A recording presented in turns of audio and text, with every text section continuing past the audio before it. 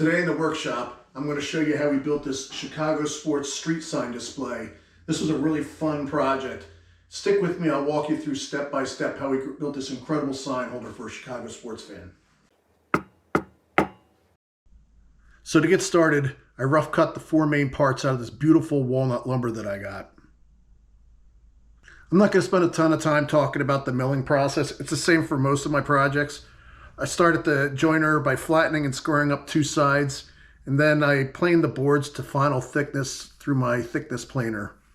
I use some 1/4 inch MDF to make a template for the scallops that I'll be putting on the rails.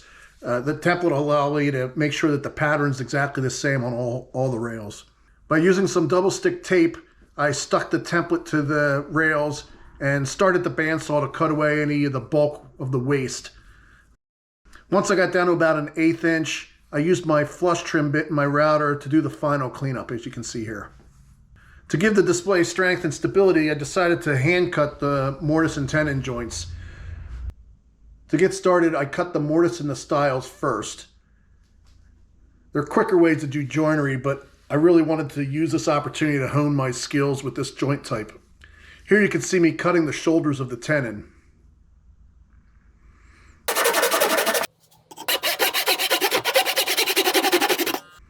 Now I'm cutting the tenon to length and then a little cleanup with the chisel. If you're interested in a detailed step-by-step tutorial on how I cut this joint, check out my video on how to hand cut a mortise and tenon joint. I placed the link in the description. Let's see how the fit works.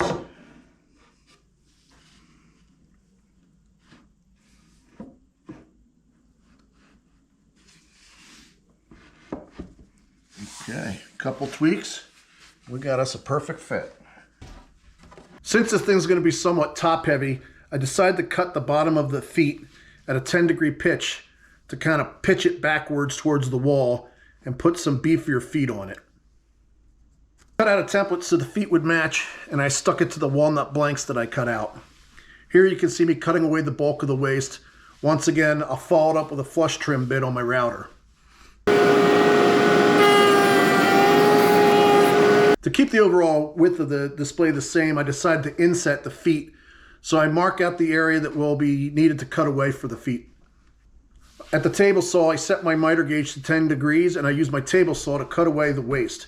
In hindsight, this took way longer than I expected. I should have just switched to my dado blade. Oh well, live and learn.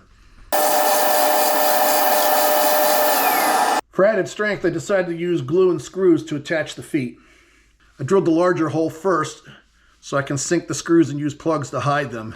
Then I followed it up with a smaller bit to pilot for the screws. Here you can see me gluing and screwing the feet on, followed by gluing in the plugs.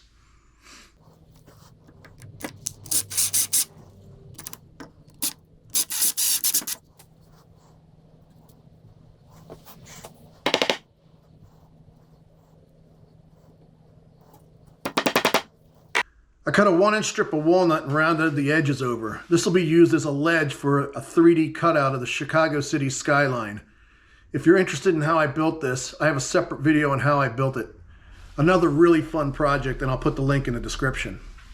A little glue, clamps and cleanup, and then one more step before assembly. And it's a big step. Chamfering all the edges and a ton of sanding.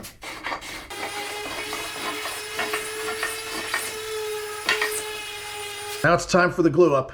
After adding glue to the mortises and assembling, I clamp it up and check it for square.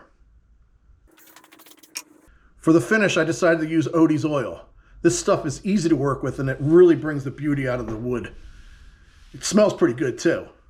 To attach the street signs, I pre-drilled the holes. Although there shouldn't be much, if any, wood movement, I used rubber washers underneath the screw heads just in case there's a little bit.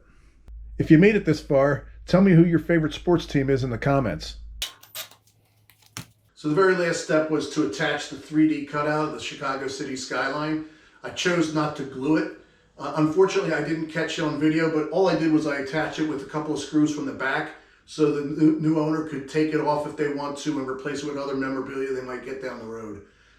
I really hope you enjoyed this video. If so, give me a thumbs up and subscribe to my channel, and I'll continue to bring you content. Thanks for watching.